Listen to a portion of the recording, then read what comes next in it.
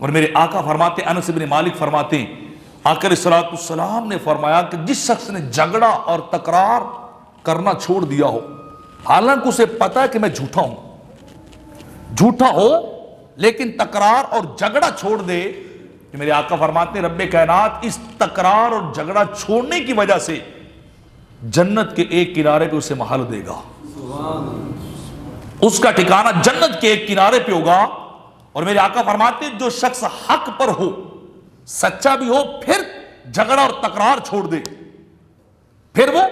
کسی کے ساتھ لڑنا جھگڑا چھوڑ دے، تو میرے آقا فرماتے ہیں رب کائنات جنت کے درمیان میں سب سے عالی شان محل اسے عطا کرے گا۔ جو حق پر ہو پھر بھی جھگڑا چھوڑ دے، جو درست ہو پھر بھی لڑائی چھوڑ دے، اس کی بات ہو رہی۔ تو بار بار بات پہ تکرار، بات پہ لڑائی، یہ انسان کی تباہی کا سبب ہے، انسان کے درجات کی تنزلی کا سبب ہے، اور انسان کا جھگڑا اور تکرار کو چھوڑنا یہ اللہ کے ہاں اونچے درجات پانے کا سبب ہے۔ علمی اور مسائل شریعہ پر مشتمل ویڈیوز اور خطابات حاصل کرنے کے لیے ہمارے چینل پرو مظفر فرید کو سبسکرائب کریں۔